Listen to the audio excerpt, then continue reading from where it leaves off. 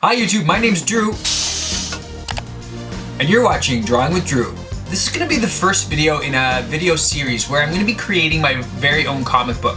I've never actually created a comic book completely before. I've created comics, small comics. I've been published in my university's newspaper, which is a big achievement for me, but I've never actually officially published one myself. I have self-published 3 different books from Amazon's Create Space, so I do kind of have an understanding of how that system works. But rather than just kind of create the product and then show you guys and share my steps later, I figured I might as well bring you guys along for the ride, show you each step of my journey, and hopefully you guys can either offer me tips or I can offer you guys tips along the way so that you can be creating your very own comic books. When you think of a typical comic book, you're thinking ones that are the size is approximately 6.75 or 6 3/4 by about 10 inches, and that's what generally comes to mind.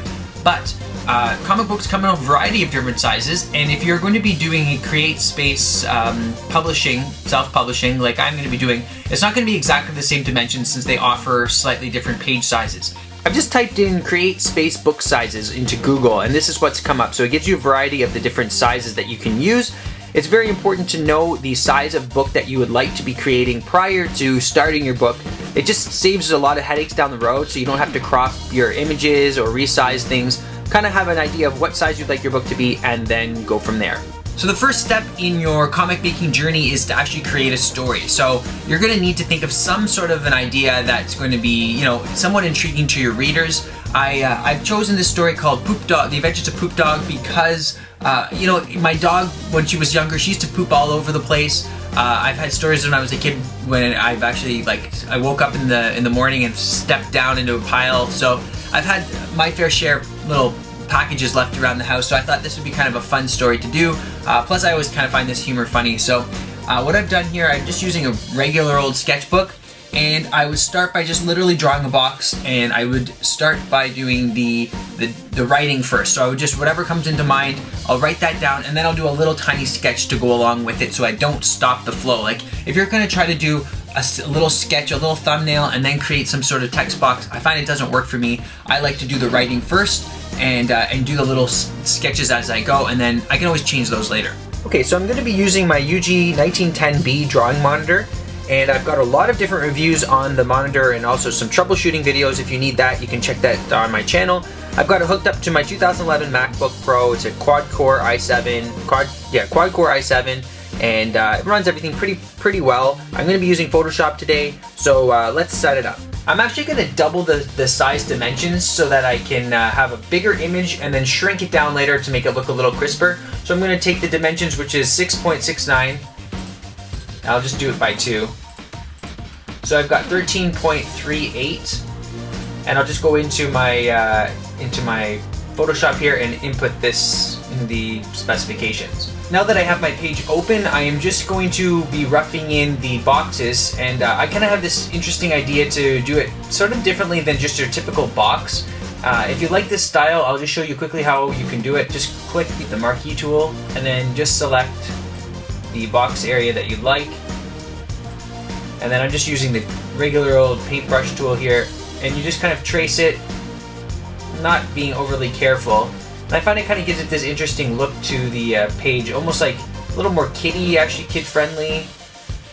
I don't know, just kind of an interesting thing. You want to kind of set yourself apart as much as you can from all the other comic books out there.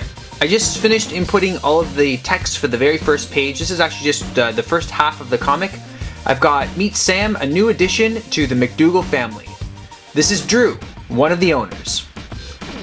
Drew knows Sam is evil. He knows he is secretly he knows that he secretly poops everywhere, but his parents never seem to notice. Watch that dog, he poops everywhere. That dog? Aw, just look at how cute he is. He wouldn't poop inside. So I've got kind of all of my interesting ideas, some in different sizes. I've chosen just the typical Sans, Comic Sans font for now. I may change that later. And I'm just going to add in all of the little artwork now. I'm going to keep it really simple so that this comic doesn't take me forever to do, and I'm also going to keep the colors to a minimum. Zooming in on the very first box, the Meet Sam, a new addition to the McDougal family. Now, I'm going to have the family here, and I'm going to have kind of like the typical looking thing, like in front of a fireplace style. family, but again, I'm going to keep it really simple so that I don't have to do too much right now. This is just the first step, so I'm going to use a pencil and I'll just start sketching in the characters and then I'll go over it again.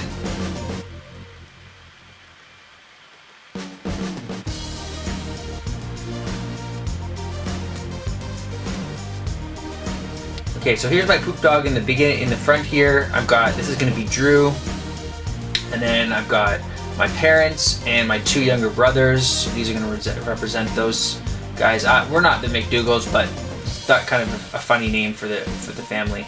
I just finished all the pictures using the pencil tool. I obviously used another layer here, so make sure you do that so that when you are ready to, you can drop the opacity to whatever you feel is light enough, maybe 15%, something like that, and then start up a new layer, and then you can select the paintbrush tool and just go over top of your lines. Now, as you can see, I'm keeping this artwork very simple. This isn't like anything I've really done in the past, but in this case I want to do kind of funnier, shorter video or shorter comic strips rather than spending months and months on a book. I'll just spend maybe a week on a book or 2 weeks on a book instead. So we'll see how this works out. I just finished up my last picture here by kind of either tracing over the lines I liked or changing them completely.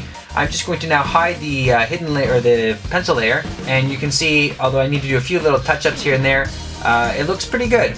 Let's do a zoom in on each picture so you can see a little better. From afar it looks really good. When you zoom up it's not quite as crisp, but still pretty decent. Let me just reiterate that I am not a professional at this. This is just what works for me. So hopefully if it works for me, it can work for you too. Now I've just got to decide whether or not I'd like this to be in color or if I want to keep it black and white. In order to keep the dialog boxes really simple, I'm simply just using the little marquee tool. I'm going around the words, and then I'm using this gradient tool on the left side here, which then can kind of do a grayscale, because I've decided I'm going to keep it black and white. These kind of comics are always kind of funny black and white, and it's always cheaper if you don't have to use color throughout the book when you're publishing it.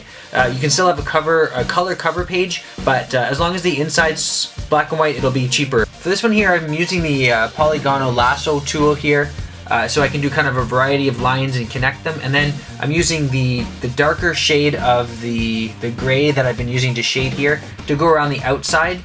Because this is kind of more of like a shouting expression, I want it to look a little bit different. And I'm kind of in keeping with the outside boxes where it's kind of scratchy, but because I have these marqueed lines, it's not going to go past that. So it'll look a lot crisper on one edge. So at this point I've now finished my rough version of my very first page. Remember, with CreateSpace you need to have a minimum of 22 pages, I believe. It's either 22 or 24. So aim to have at least that number, and then once I get this part finished, I'll print it off. It's going to be a different aspect ratio on the page because the page that I'm printing it on is 8.5 by 11, and this was bigger than that. So whatever it is, it's going to shrink it down to the right size, and then you can get your friends, your family, whoever else to edit it, check it for you, and maybe offer you suggestions. And there we have the finished printed picture. I've already found a mistake, so I'm glad I printed it first. I'll pass this around and make sure people can double check it for me. If you enjoyed this video or you learned something in this video, please give me a thumbs up. I really appreciate it. And don't forget to hit that subscribe button so you can stay tuned for the adventures of Poop Dog. Thanks for watching.